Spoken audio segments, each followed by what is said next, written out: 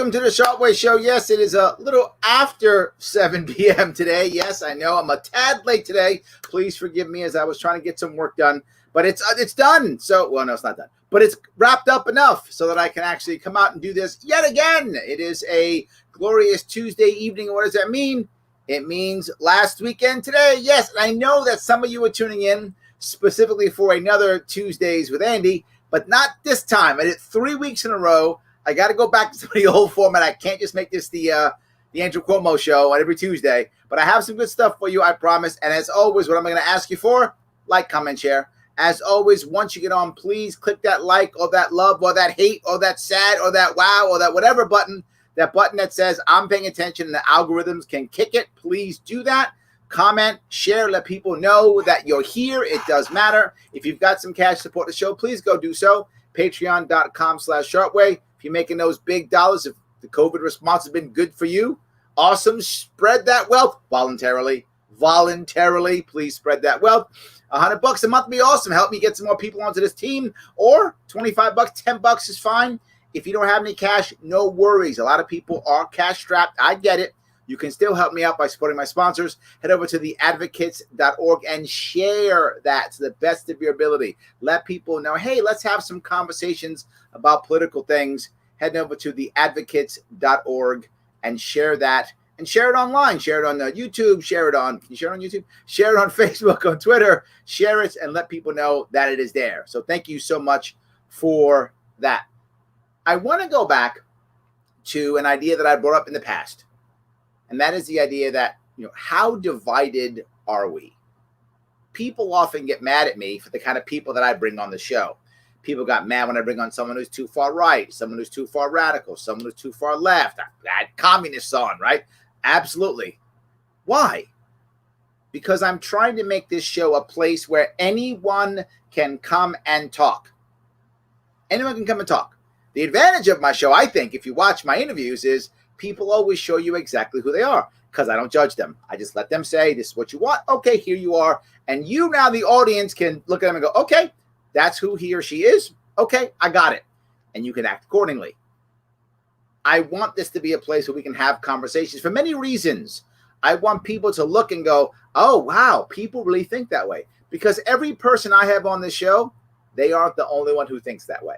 Right? Every one of them has some from a following or others who think the same way they do. And some people you watch go, wow, I think just like that person. Awesome. And sometimes you go, I think nothing like that person. But that's okay. That's what this show has been about, to kind of try my best, in my little way, to bridge a gap, because there is a gap. But I got to tell you, I had to go back to Fareed Zakaria this time, because Fareed came up with one of his best intros ever, right on the money with what he was saying. Now, of course, it's Fareed Zakaria, so he has to dump on Trump first because that's what he does. But we'll get past that piece and then listen to what he has to say about the left, in particular, Democrats, and how people are thinking. So let me put this piece if I could. I hope you can hear it. Million Americans made their own personal decisions when they voted in this year's election. That's true. Lots of people. It is now the unenviable job of commentators to explain the meaning of those choices. Yeah, we're going to be wrong. At the broadest level, it's fair to say that the vote was a repudiation of Donald Trump. Presidents rarely lose their bids for re-election. Only a repudiation. Well, not sure I'd use that word. I mean, 70-some million people voted for him. Not sure I'd use that word, but I get where he's going. In the last 125 years. And Trump has won as few electoral votes as his nemesis, Hillary Clinton. He has to dump on Trump. That's who he is. Don't be mad at him. He lost the popular vote by a larger margin. We'll get to some good stuff here. Jimmy Carter defeated Gerald Ford in the wake of Watergate. And yet it's obvious that the country remains deeply divided. Yes, this is my problem, right? We had this election. It was supposed to solve things. It was supposed to be decisive, and either Trump's going to win this thing decisively or Trump's going to get killed decisively. Neither of those things happened. Neither one did. It was a relatively equal election. After an impeachment, a pandemic, and the worst economic paralysis since the Great Depression. Which happened magically? No. Republicans overwhelmingly voted for their party, and Democrats did the same. Yes, This is the point that I've been talking about for over a year. When people are like, oh, Trump's gonna, wipe it, he's gonna wipe Biden up. He's gonna just totally win, or Biden's gonna totally kill Trump. It's, oh my God, it's gonna be such a landslide. But you look at every way we measure this, even though the polls weren't accurate. But even if the polls are inaccurate, they were still the same all the way down. People who supported Trump still support Trump. People who hate Trump still hate Trump. Doesn't matter what else happened. How can we have a landslide when we're still so deeply divided? Polarization is now deep, tribal, and existential. This is what I've been talking about. My biggest worry prior to the election. And it's a month after, and we're still there.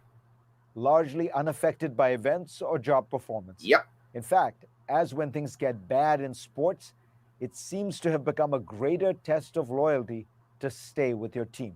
And that's the biggest piece that I brought up in the past. You've heard me say this. I'm a Yankee fan. I love my Yankees, whether they win or lose or good or bad, doesn't matter. And I think a lot of people have jumped on their team like, look, I'm on my team. But the one thing that Fareed is missing here is that many people jumped on the team in the first place because they feared the other. I know a lot of Democrats here in New York City who don't really like most Democrats they're running. Some do, but most don't. They're just afraid of Republicans. Oh, Republicans take over, they're going to kill us all. I know lots of Republicans think, I can't let Democrats take over, they're going to kill us all. So a lot of people are jumping on a team, not because they're connected to that team, but because they fear the other. And this is even worse. Democrats are more disappointed because they had hoped that this election would be one that resoundingly repudiated Trump and realigned politics. Yep. Those expectations were fed by their success in 2018, as well as pre-election polls, which seem to have been just about as inaccurate as those in 2016. Everyone was wondering, Larry, why in the world aren't you calling this race? Why aren't you saying who's going to win? Because I didn't know what data to trust. I don't trust polls anymore. I know it sounds terrible. I don't trust them. So how would I know, right? How anyone, and you heard me complain the whole time before the election, how can anyone be so sure that their guy is going to win the landslide? I just don't know what polls to believe. And this was a key issue. The largest disappointment surely should be that in a year in which Democrats fully embraced ideas about multiculturalism and movements like Black Lives Matter, Donald Trump appears to have won the second largest share of the minority vote of any Republican since 1976, according to exit polls. He won the largest percentage of the black vote since 1996. Now, Fareed is doing something. Again, Fareed doesn't like Trump, clearly, but he's actually being very honest, and he often is, right? Remember, one of the reasons why I watch Fareed is clearly his politics is left. And that's fine. I don't mind that at all. But his data is on point. And he'll sometimes spin that data. But in this case, he's actually going to spin it very well. He's going to look at it in his own heart and give us some real insight. Though he still only got 12%. He won 35% of the Muslim vote. Seems crazy. Happened? What happened? There are probably many answers. Partly James Carville is still right. It is the economy, stupid. Many of these groups prospered during most of Trump's presidency, and they seem unwilling to blame him for the handling of the pandemic and the ensuing economic collapse. To the extent that Democrats got associated with lockdowns and Republicans with reopening the economy, COVID-19 may have actually helped President Trump with some as well. Think about what he just said. This is CNN spewing this. Amazing. This is some real data. But my own interpretation of these results is informed by feelings I have always had about the Democratic Party's ideology of multiculturalism. Now, I want you to be clear. Fareed is going to give some real information here that goes to what I've told many people who watch this show who are on the right, who think that, oh, all Democrats are far lefties, all Democrats are socialists. It's simply not true. I've been telling you it's not true for 2 years now more, and it just isn't true. He's going to come clean with some real stuff. He's not a socialist. Lots of mainstream, and he's a mainstream Democrat, lots of mainstream Democrats are not socialists. It's just they aren't. They're not pushing for this. It lumps a wide variety of ethnic, racial, and religious groups into one minority monolith and approaches them from a perspective that does not fit us all. Yes, we're not all people of color. We're not all that. Absolutely. Tell him, my brown brother. Tell him. The dominant Democratic approach is that minorities face deep, systemic discrimination in America and need to be protected with active measures by the government. Now, I want to be clear on that. If you're libertarian, like I am and many others who are watching this, you hear that and it sounds like, oh my God, that's terrible. But if you're the average American, particularly if you lean left, that sounds like caring.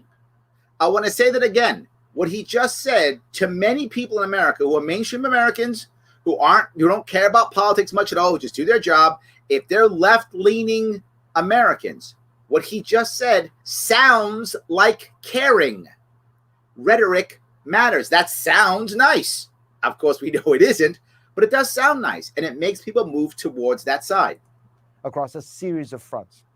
This idea is rooted in the experience of blacks, for whom it is entirely applicable. Absolutely. America's treatment of blacks has been cruel, with policies that have broken their families and treated them either as subhumans or second-class citizens. Decades. Historical structural barriers have left a lasting imprint. War on drugs. Discrimination still persists. War on to poverty. This day. Yep.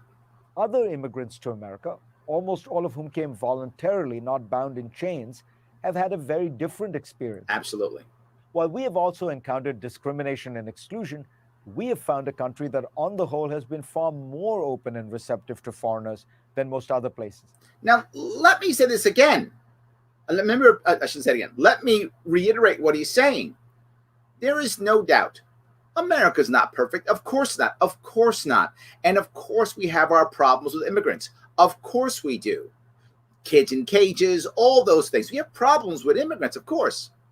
What I'm going to say is compare America to virtually any other country on the planet, and we're still the best. Even with our problems, and we absolutely have problems, we're still the best at integrating immigrants into our world. En masse, we are the best at doing that, even though we have problems doing it, right? Because no country does it well. We do it the least bad. I can't think of another country that does it better. Right? Canada has gotten better recently, but even they're not as good as us.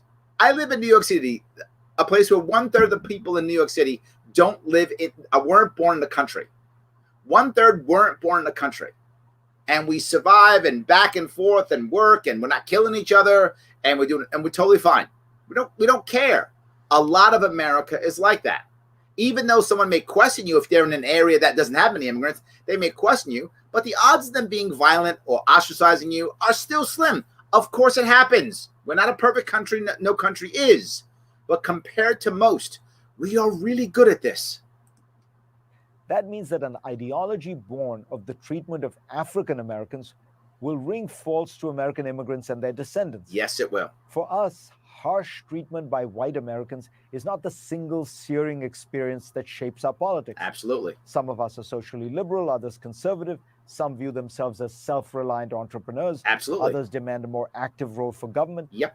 And some seek to assimilate by distancing themselves from newer immigrants. Did you hear what he said? And for those of you who live in immigrant communities like I do, you know this is true.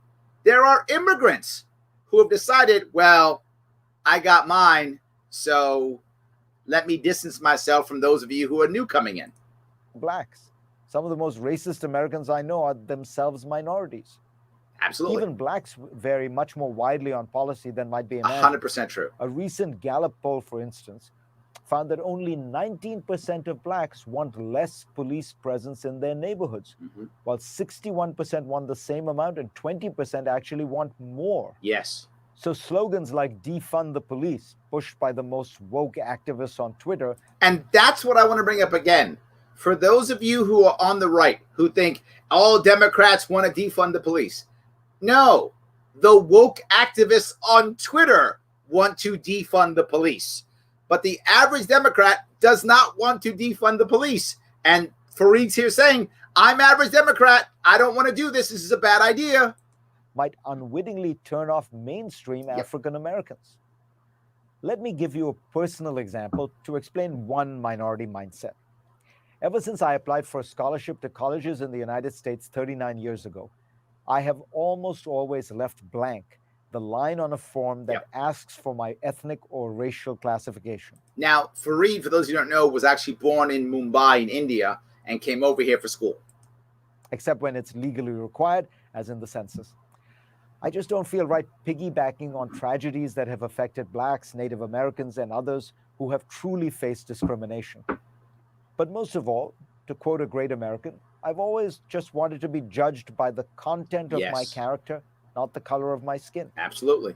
The Democratic Party should remember that for many minorities, our greatest aspiration is simply to be regular Americans. Yes. Treated no worse, Yep. but no better either. Yes. Go to One of his best intros ever.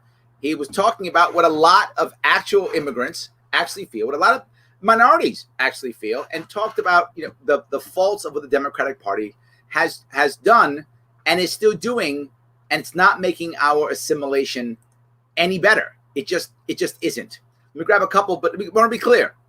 The right does bad stuff too. I just happened to pick up Fareed because he happened to have a good one this weekend. But the right does stuff too, and I'm going to cover that in a second.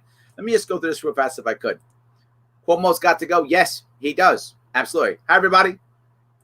And yes, hi from Tokyo. I appreciate that. Yes. Good.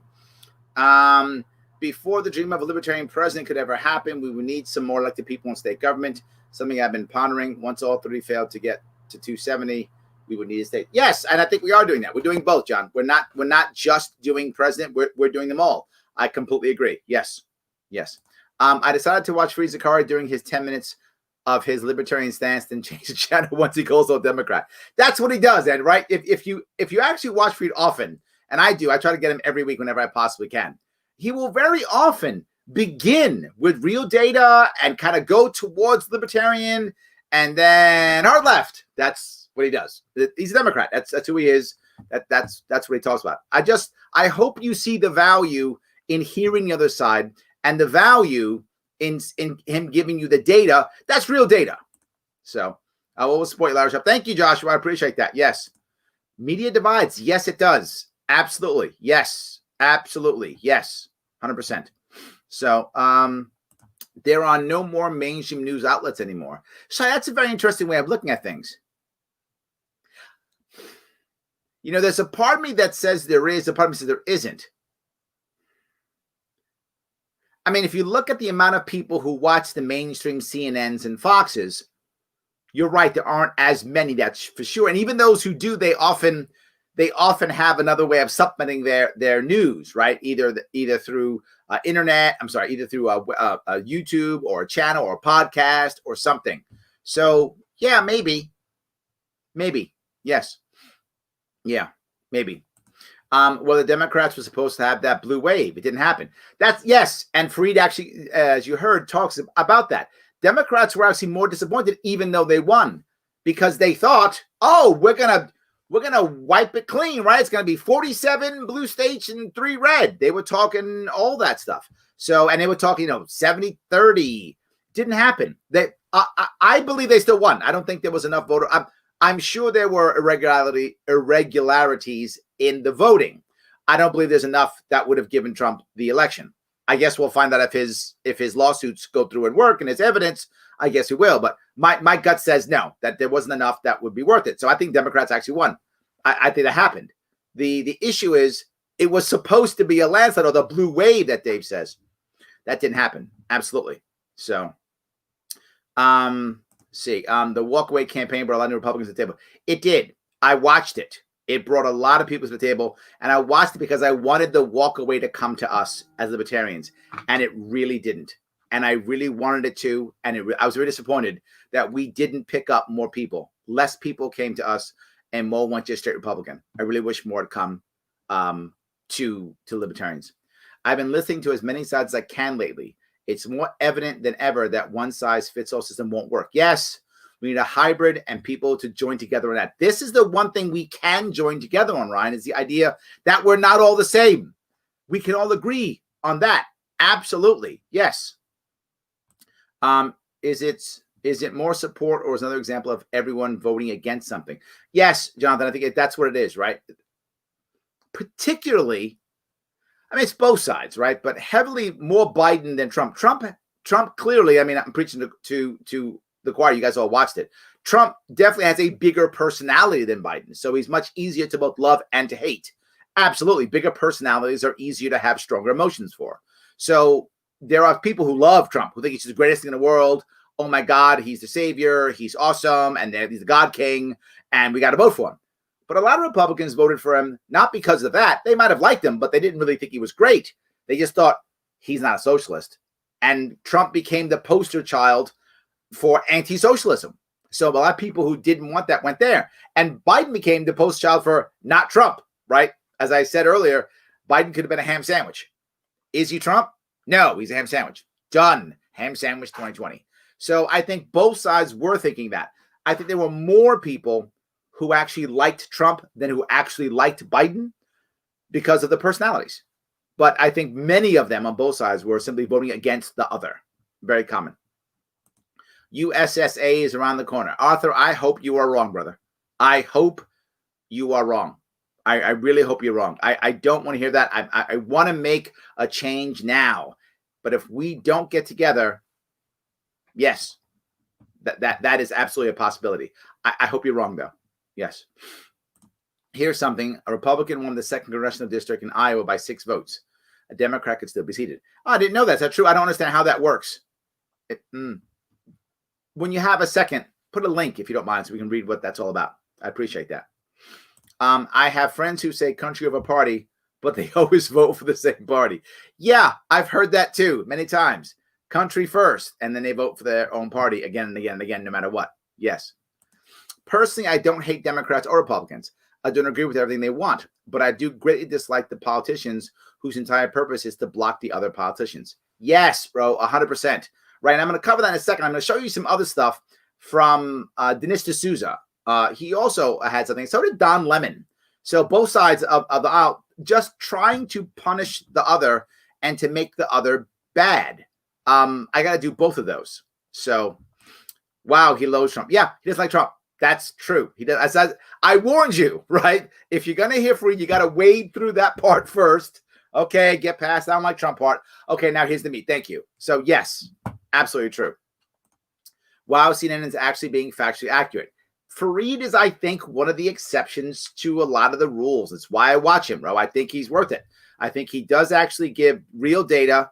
He's absolutely biased. He is. But he's enough to where you can still get the meat out of it and go, okay, I get it. I get where he's coming from. I see why he thinks what he thinks. Yeah, I think that's really it. Maybe they should speak up then, Larry. I'm not sure who they is, Steve. Did I miss something? I'm not sure who they is. So, all right. Principles of a party. That would be nice if people believe that. Absolutely. Yes. A multicultural world is wonderful. A multicultural nation has no hope. The issue is, see, I'm not sure about this, Joseph, and this is my point. If you look at a libertarian world in theory, right? In a libertarian world, the Amish have no problem. They survive well. They thrive. They do their own thing. The Mennonites, they do their own thing. They enjoy their life, whatever the case may be. They do what they want. There's no Waco. It doesn't happen. You do what you want, man, whatever. We're all Americans, and that's it. But once you start saying, my multiculturalism is the right answer, which is what Fareed's point was, right? That the Democratic Party very, very often, not always, again, I don't want to put all Democrats in this bin, but the party as a whole has said, oh, you're a minority, or you're a woman, or recently, you're not a white, straight male. So you all go in one bin. But think about how diverse that bin is of not white, straight males. That's a really diverse bin. How about you don't make any bin at all? You just try to treat more and more people the same, equally to the best of your ability. Well, guess what? Then the Amish can be over there, the Mennonites can be over there, and I can hang it over here. But once you start deciding what it means, once I tell you, Joseph, when I define what your culture should or what box you should be in, well, then we can't have Amish. They don't fit in my box. We can't have Mennonites. They don't fit in my box. We can't even have Mormons. They don't fit in my box, right? You have to have the boxes that I've chosen. That's the problem. The problem at multiculturalism is if it's left alone. And, to the earlier point of Ryan, if we just focus on the principles, if we accept that what you want to be, Joseph, is awesome. Good luck on you, man. And if you're happy, it's the right answer. If you're not happy, it's the wrong answer. But not because I said so, because you're unhappy, right? If we're simpatico there, we can live in a world that's fine with each other. So I do think multiculturalizations can survive only in one specific case. We are focused on common principles. If we're not focused on those common principles, I think there's no hope. But there has to be common principles. That's the number one thing. So, sounds like supporting civil rights. Yes, I love that idea. Yes. Let's see. America's supposed to be the melting pot with different cultures. I would argue America isn't the melting pot. America is more like a patchwork quilt, right? Different people living together in different communities, sometimes a little bit of overlapping here or there, a little bit of interwoven, but different communities all creating one beautiful quilt. I like that better than a melting pot because we really aren't the same. The melting pot concept, I get it. It's a good visual, but I don't think it's actually what America is. And I don't think it's what America should be, right? I don't want everyone to be like me or me to be like everyone, right? I want me to be me and you to be you. And we can even cross over and hang out and do all those cool things. That's what makes it interesting. Again, to Ryan's point, as long as we're focused on the principle. If we're not focused on the principle, look, I lived in Japan for many years. And when I was in Japan, I learned a lot about how it is to be an American, what it is to be an American. And some of you may remember this story. I used to teach English in Japan for a couple years.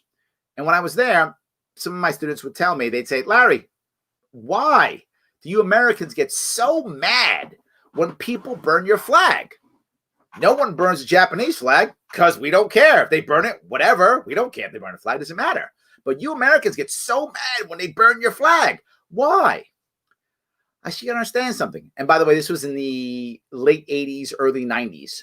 So 30 years ago or so. So I said, we got to understand something about Americans and Japanese. You're Japanese. You are united by so many things.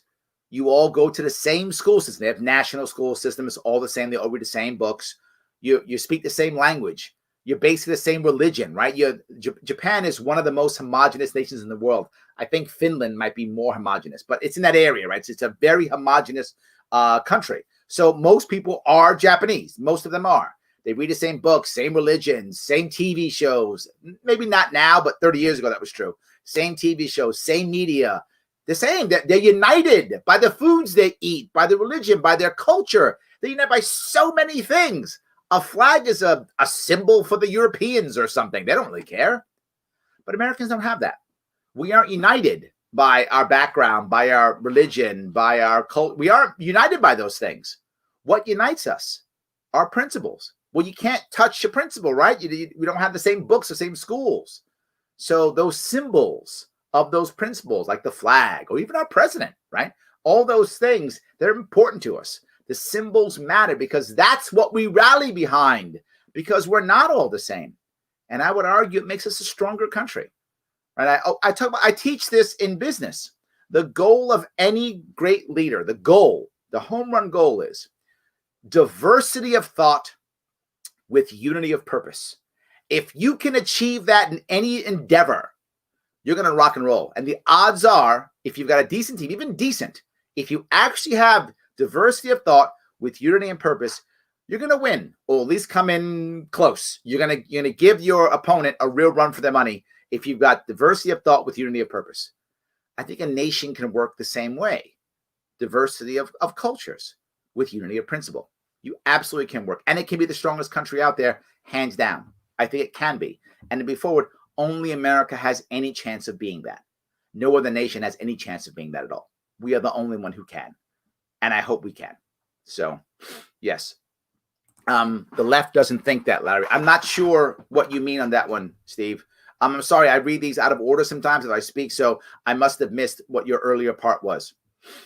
Despite what many leftist media says, we're the most giving, least racist, and welcoming country in the world. That's true. We have our faults too. Of course we do. Someone's going to say, but Larry this, but Larry that.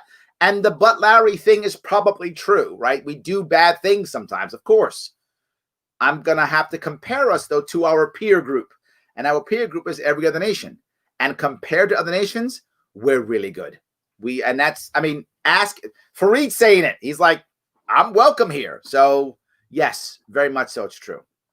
So, all right. Are we perfect? No, but we're better than almost every country. Yes, absolutely, 100%. Yes, absolutely. The left is massive and diverse. They think many, sometimes conflicting things. That's true also, right? That's true. And what often comes out are the loudest people, right? The people who are the loudest. Yes. That's literally what's made us special. Yep, absolutely. Yeah.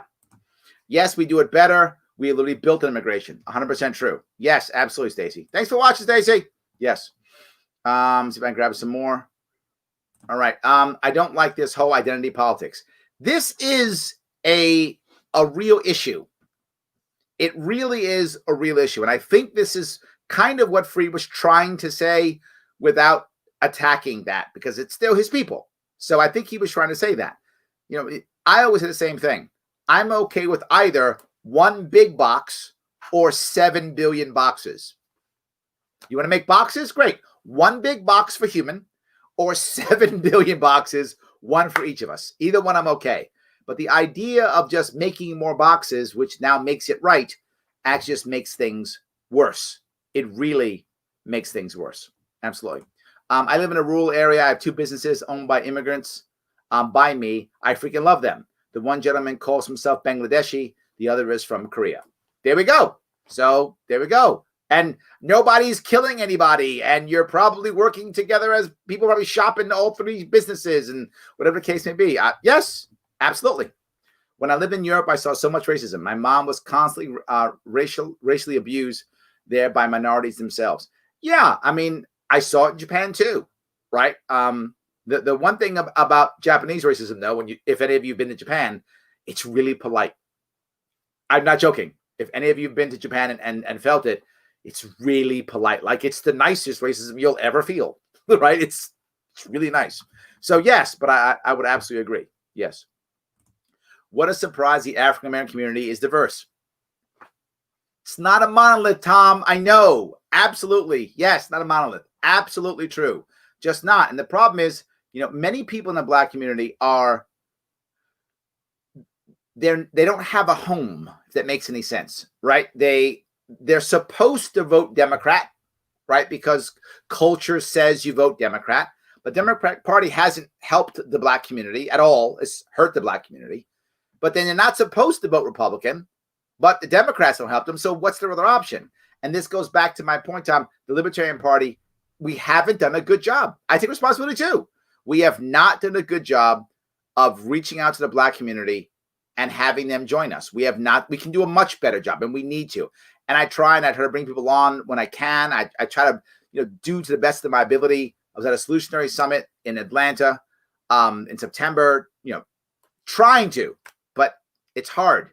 It's hard because of our bad habits too, right? It's so much easier to just take the people who come to watch our show or to come to our event. We have to do a better job. We do. And we have not done a great job of it. You're correct. So, not a big fan of that ideology. We claim to be free, yet I can't name a freedom I have that the government has no say in. You're totally correct. Yes, you are totally correct. Yes. All right. Was CNN finally acknowledging China's role during COVID? Will there be more pressure to punish China on COVID? I doubt it, to be forward. I doubt it. I think by the time that comes to pass, there'll be some type of, they'll say sorry or something, or they're going to, if he's savvy, what Biden's going to care about more than anything, if he's savvy, and even if he isn't, his team, I hope is getting the economy going, getting that lockdown done and getting the economy moving. If that means trade with China, is going to be like, virus, what virus? Let's just start trading again. I really think that's what's going to happen. That's my opinion, is that he will just push. Absolutely. He will just push into doing that. 100%. Lockdowns do more damage than the virus. Pass it on. Yeah, absolutely. 100%. Yes, 100%. We don't need to punish China. We need to stop punishing ourselves by dealing with them. Ooh, I like that concept, Ryan. I brought that up in the past. If we were to actually be open with the American people and have us change our buying habits, we could stop China without us having to stop China. We could just do it ourselves. It's a very valid point. Let me grab someone else. I want to grab two different ones. I want to push again a little bit on the left, and I'm going to go right in this one too. This is Don Lemon talking to John Kasich about the victory and what should happen next and all those things. It's on CNN. Every night for how many years, right? And how many heated discussions have we gotten into? So don't get me wrong.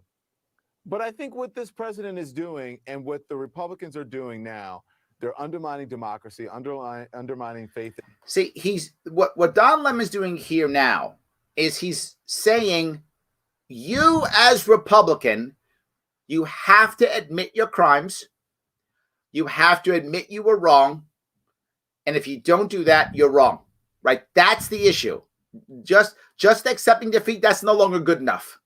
Now you have to admit your crimes, confess your sins, and beg for forgiveness. And if anybody happen to watch the interview, Kasich gets angry. Kasich is like, okay, it's done. Can we now move forward? Don Lemon's not having our elections. It's really dangerous, and I think we have to call them out. Got to call them out. Not be doing our jobs. Because calling people out, that always works. And when you have people, Don, I've been calling him out. I've been calling him out for 5 years. And you're right. I said that. There's not a, yeah. I mean, I can't live for them. He's saying, all right, I'm anti-Trump. See, I did it. Can we now move forward? That's this entire back and forth is Kasich going, all right, I said I don't like Trump already. Is that good enough? Can we move forward? And Don Lemon's like, no, you must confess your sins. You must beg, you must repent and beg for forgiveness. This is not helpful. This is not helpful. This is rhetoric that is going to turn people and push people away. It is going to push people away. And to your point, Shelley, the walk-away movement's going to get bigger and stronger. And if we're not ready, you libertarians out there, I know not all of you are, but those of you who are with the libertarian world, we have to be ready to pick these people up. Because this is just going to make them angrier. And frankly, what I'm interested in is where we're going to go. See, but you've got to talk. You've got to do this. I think we can walk and chew gum. See, he's like, let's move forward. I want to move forward too, but repent, admit your guilt, confess your sins. Same time, we should be focused. We should absolutely be focusing on what Joe Biden's going to do and where he's going to take us and how he's going to deal with the virus 100%. And the economy. We got to move forward on all those things. Virus, economy. Yes. Kasich is here saying, let's do that. Well done. All of those things. But when you have people like the president's attorney, you got to confess your sins. Yeah, I'm done. But I just wanted to show you that this is not good rhetoric. And this is standards. This is not Fareed. This is standard CNN. All right, you've got to confess your sins. You have to repent, you evil Republicans. Confess your sins and repent, and maybe we'll forgive you. Probably not, but we might forgive you if you beg us enough. And then you wonder why so many people walk away. Why do so many people say no? This is not healthy for us. But I want to show you something else, though, because it isn't just that. This is now Dinesh D'Souza, and this is actually a couple of weeks ago. It's after the election, but a couple of weeks ago. And watch his rhetoric. Now, he's obviously on the right. He was pardoned by Trump. So he's obviously a big Trump supporter. But watch to see if his rhetoric is any better. It isn't. Tired. This is him talking at a church. And a woman is saying she's so tired of dealing with the left and how they're so, rough on us. I'm wore out. And, I know you definitely know what it's like to be kind of trampled on for your beliefs. But I've had my Amazon account hacked and my Google account hacked. She's talking about bad stuff happened to her. Pictures taken off my social media and used on adult blog spots. After being interviewed for like the New York Times. She is very unhappy. Like that. I'm wore out. The party of love and tolerance is breaking us, grassroots folks. She says the party of love and tolerance is breaking us. This is a very common outlook from people on the right. Very common, they believe this. The people on the left they all think Republicans are mean and evil and are trying to be mean and horrible and racist and destroy us. And we're the party of love and we're the good ones. And the right now thinks, well, we're trying to just do what we want to do. And here you come trying to beat us up. Can you give us some words of encouragement? She's broken. Yeah. Watch what he says. So she asked for words of encouragement, right? So she's like, I'm in trouble. That they've lost the election, right? This is after the election. So Republicans just lost the election. Of course, she's broken. I get it completely. I've lost elections before. So I get that. Here's encouragement. the other side, politically, is very ruthless and very relentless. So his response is, those people, the other side, are evil. This is not helpful either. As much as the left pushes people away, the right is keeping its people away. If you listen to what he's saying, he's basically saying, don't talk to people on the left. Don't even talk to them. They're ruthless and relentless and they're bad. He dehumanizes Democrats. Just dehumanizes them all. If I go on social media tonight and just tweet out some clips from things that I've said tonight, as soon as I post, 10 guys will come on my Twitter and attack me. That's true. And if you look at my Twitter feed, these attacks are often not even about what I say. Yep. They'll attack me for my looks. They'll attack my family. They will, you're a felon. But the other side does this too. And the point I wanted to bring up with this is you have the left and the right both spewing rhetoric that is not about uniting us at all. That is only about us staying more divided. I don't want the left's rhetoric to push people away. It does. I don't want the right's rhetoric to make the right more insular. It does. There's no doubt it does. We have to somehow retain and keep talking, or the divide gets deeper and deeper. People just keep crossing each side and then they can't talk anymore. Nothing. And this breaks up families. And it hasn't changed. It hasn't gotten better since the election. I remember I was saying, I really wished, and I didn't think it was going to happen, but I wish that whoever won the election, it was a massive landslide. I wish it was 47 states to 3. Whoever won. Because then maybe at that point I would have believed, oh, so the country is absolutely behind Trump, or the country absolutely hates Trump. Okay, at least we know where the country's going.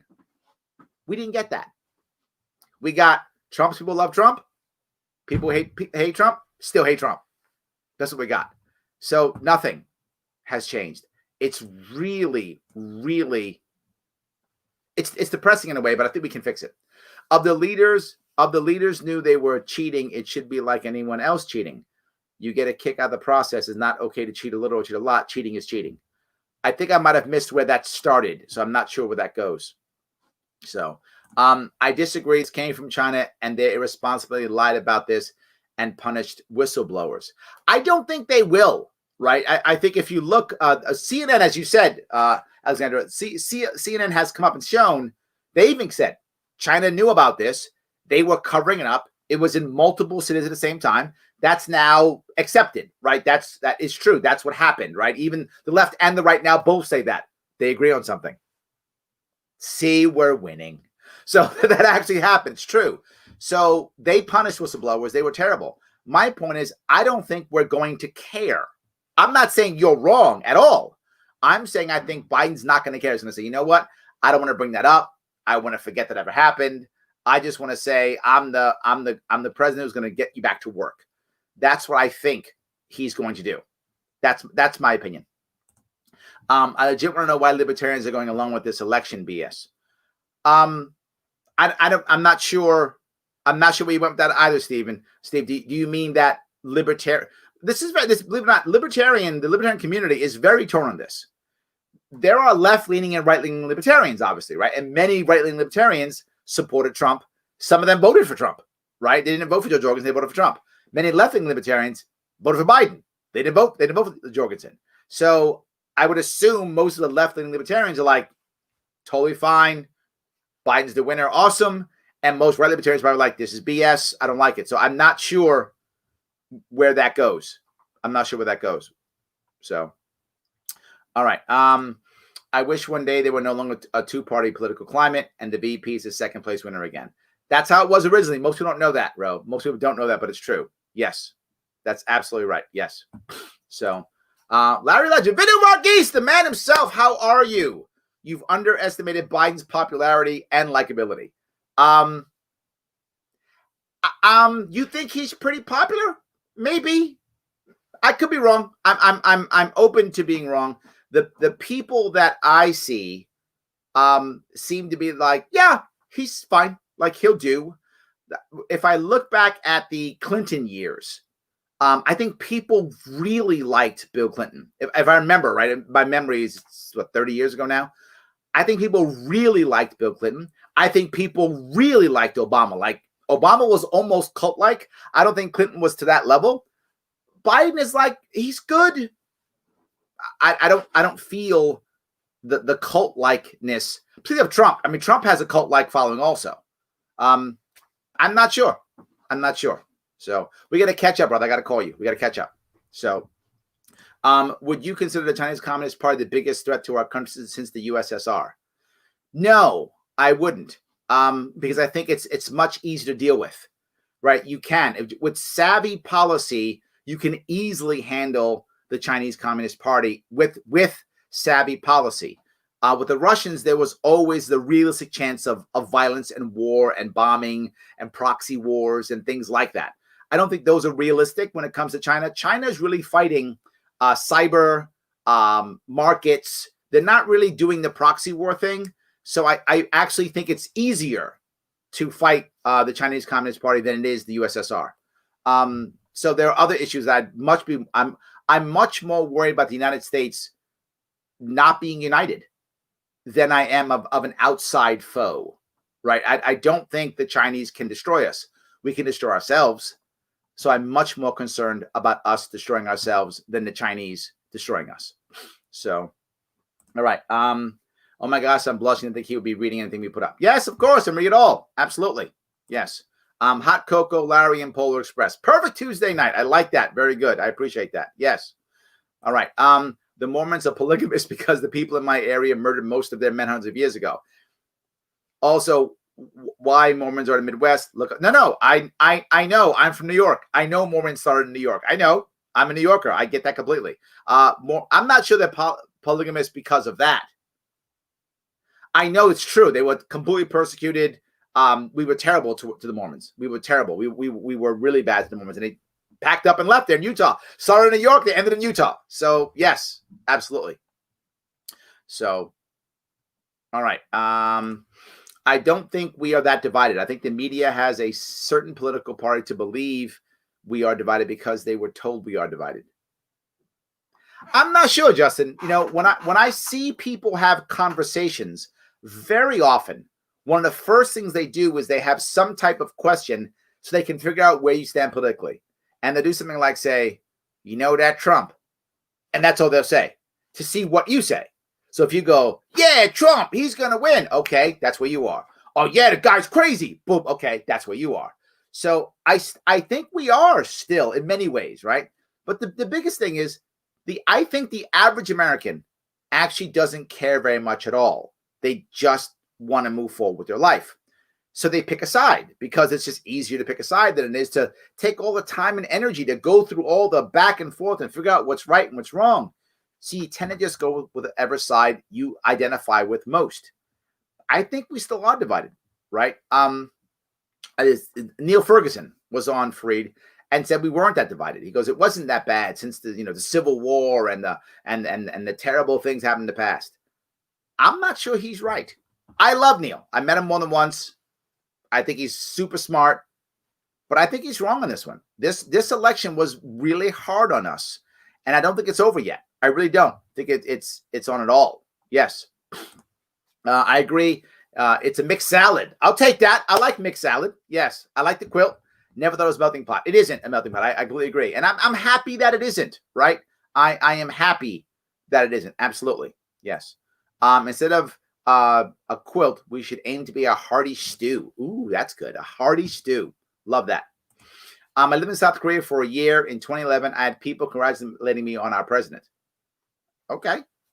Well, yeah, I think it is. It's very difficult. It's rare for the head of state or head of government to be not of the major ethnic group in any given country. There are some exceptions, obviously, right? There are some exceptions. Peru had Fujimori. Was it Peru? I think it was Argentina. I forgot which was South American country. I think it was Peru. Peru had Fujimori, who was of Japanese descent, right? Many Japanese people, because of the United States' horribly racist policies in the 20s and 30s against Asian people, the anti-immigration, so many Japanese who were leaving Japan went to South America instead of coming to America. Don't want to get locked up in a camp. Smart move. So they went to Peru, and so there was a large group of Japanese citizens, all these Japanese ethnically Japanese people who lived in Peru and many parts of South America. So it does happen once in a while, but generally speaking, the head of state or head of government of almost any country is from the main ethnic group. So it is impressive. Again, once in a while, but just not that much. Yes. Let's see. Good analysis. Never really thought that through. I'm glad. Thank you. I'm trying to be interesting in this one. Yes, I'm stealing that too. Diversity of thought, unity of principle. That is the key. If we can do that, we can rock and roll. Absolutely. Yes, absolutely. My cousin died from overdosing on Chinese fentanyl. I'm sorry to hear that. That's terrible. I'm so sorry to hear that. That's horrible. I'm very sorry about that. Yes. Biden reminds me of the Enzyte guy. Oh, Enzyte. Oh, yeah, I remember that. Wow, hasn't that commercial in years? Yes, absolutely. I remember that. Yes. I consider us fairly divided, but not as much as we won a civil war. I think we can be our biggest ally too. American people have the power to get shit done. Very true. Absolutely. All right. Let me grab a couple of other pieces I'm going to grab if I could. I got rid of Don Lemon.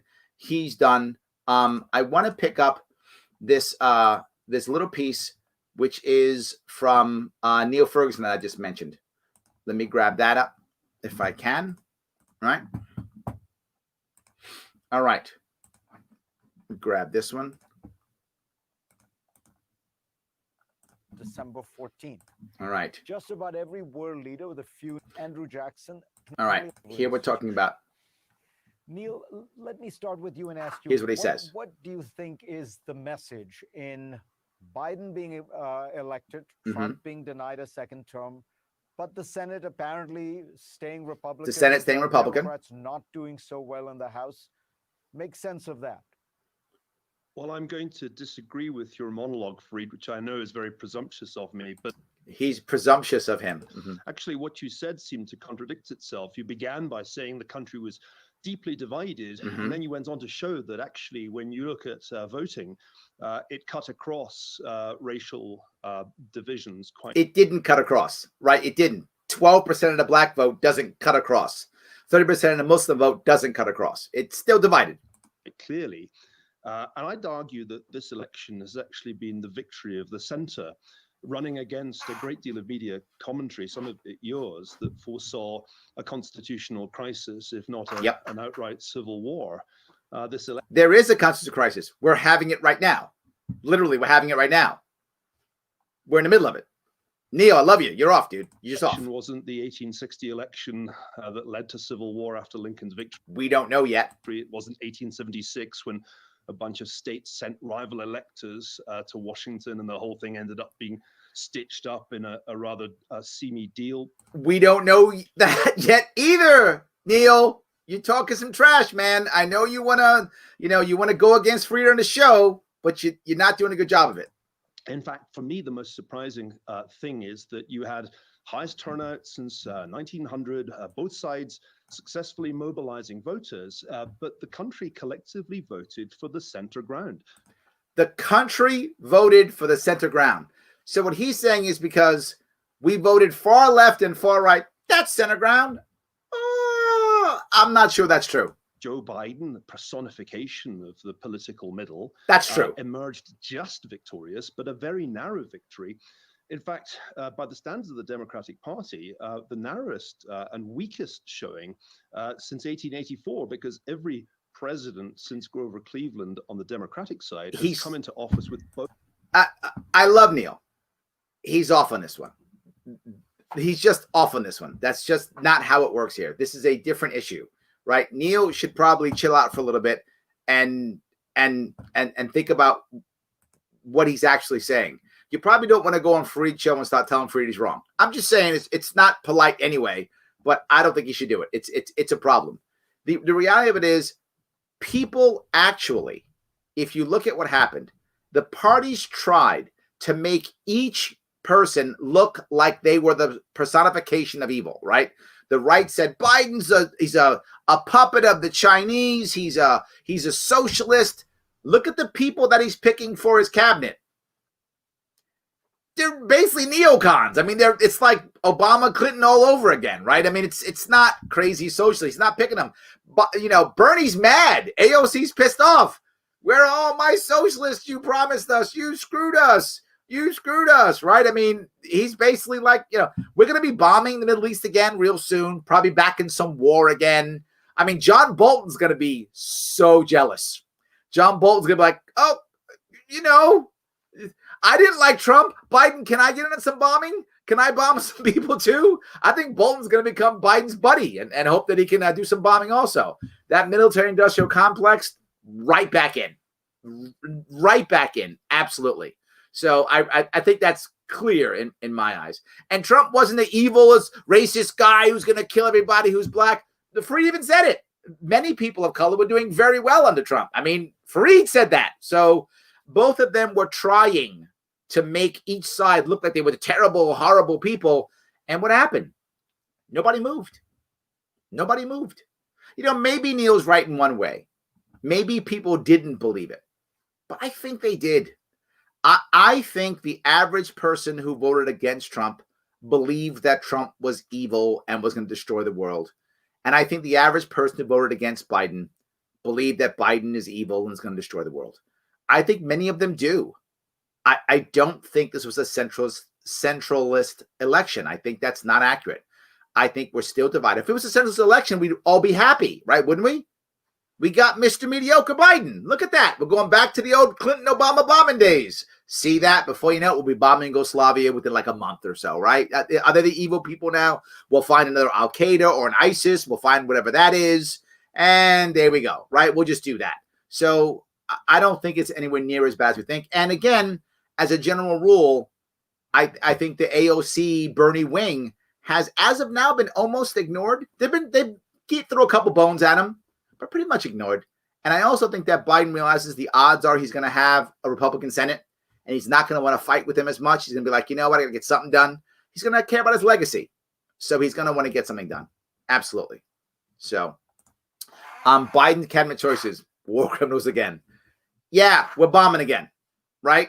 We're bombing again, 100%. We're bombing again. Biden technically leans slightly right looking at poli-sci, right? Well, look, if you actually are concerned about where you or someone actually does sit politically, then watch this. Hey, Larry Sharpe, host of the Sharpe Way, and I know what you're thinking. Election's over. Holiday season is here. I've got to have conversations with family and friends after this. I know it can be tough. How do you restart that? How do you reconnect? It's all about respect, guys. It's about mutual respect, human respect, respect for our family and friends. Well, how do you rebuild that? How do you make that happen now? You find some common ground. How do you do that?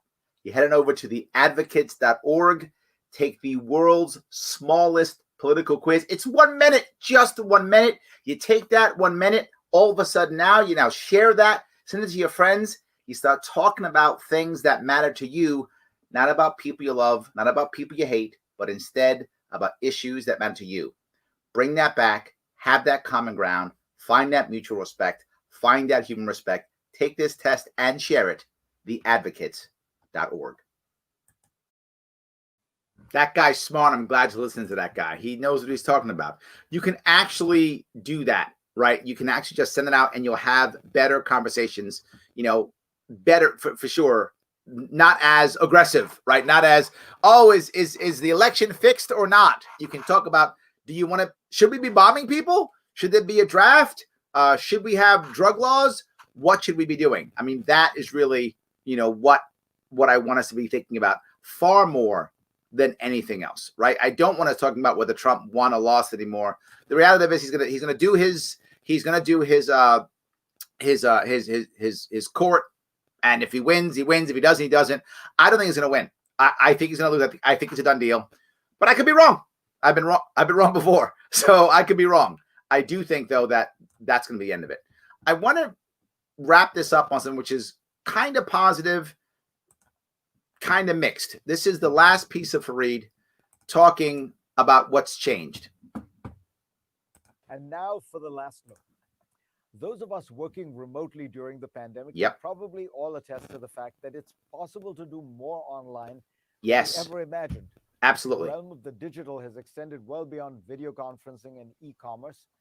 COVID-19 has forced us to see doctors online, Doctors online. I talked about that yesterday. to go to school remotely. School All online. kinds of businesses have adapted to this reality. Absolutely. Hollywood premieres big budget films on streaming platforms. Yep, absolutely. Gyms are putting out YouTube videos. Massive. Michelin-starred restaurants have begun delivery services. Delivery everywhere. As I write in my new book, 10 Lessons for a Post-Pandemic He's pumping his book. I World, get it. Don't be mad. the pandemic shows us that the technological revolution already started by Yes. the rise of smartphones and software is further along than we thought.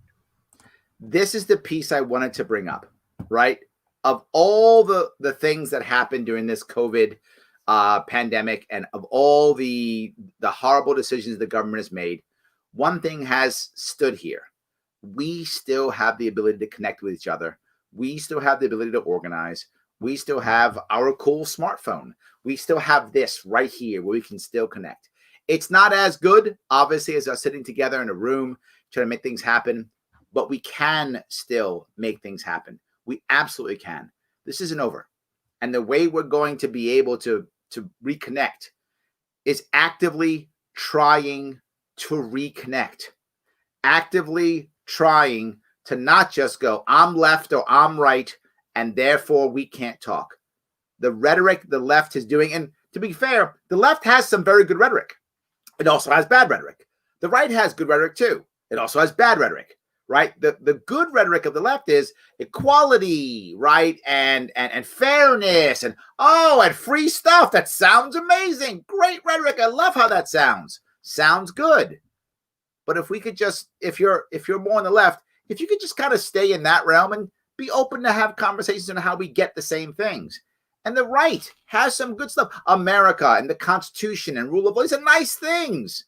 But it also has nothing's wrong, back the blue no matter what. It has all those types of negative, exclusive things that keep them away also. Both sides have rhetoric that pushes the other side away. Both sides create monoliths of the other, right? You heard Dinesh say, the enemy, the other people, they're ruthless, they're relentless. You think the left has said it about the right? Of course they do. The reality of it is we're all human beings. Now, if you look at this right now, us talking back and forth, going back and forth, many of you I've never spoken to, many of you I've never met. Some of you I've met multiple times, but some of you have never met, but we still go back and forth. I know about what this audience is. This audience is about 50% actual libertarian, self-identified, give or take libertarians, about that. It's about 30% people who are either right-leaning or Republican or something like that, right? Who self-identify as Republican or conservative, who lean libertarian. And it's about 15% left, Democrat, liberal, who lean libertarian. About 5%, I don't know, people who met me someplace. But that's still a mix. It isn't a perfect melting pot or perfect quilt, but it is a quilt. It absolutely is. It's a quilt or it's a stew or mixed salad, Vin. I'm okay with that. It's any of those things, yes. And as long as we have the same purpose, which is the idea to just respect each other, we don't have to agree. We don't have to like the same things. We just have to respect each other enough to try to move forward together and to defend each other when someone else is being oppressed, whatever that is. You guys saw when I ran for governor, I picked up issues that don't affect me at all, because the libertarian movement has to be not don't tread on me. It must be don't tread on anyone. It's not my rights, my rights. It's everybody's rights all the time. That's what it has to be. If we do that, we have a shot. If we don't, it'll just keep dividing, keep dividing, keep dividing. I want us to get together. I don't want to go down a road of violence. I want us to take the smart way, which is nonviolence, get together, not force each other to change each other's minds, but kind of encourage each other to just have mutual respect. Guys, I want to say thank you so much for this evening. I appreciate you guys watching. Thanks so much for listening and all the comments. Awesome. I will be here tomorrow at 8 p.m. Tomorrow I'll be at 8 p.m. I've got something I got to take care of my daughter earlier. 8 p.m. tomorrow, and I'm going to have a gentleman on who's going to talk to you about gold. Yes, gold. I will see you all tomorrow.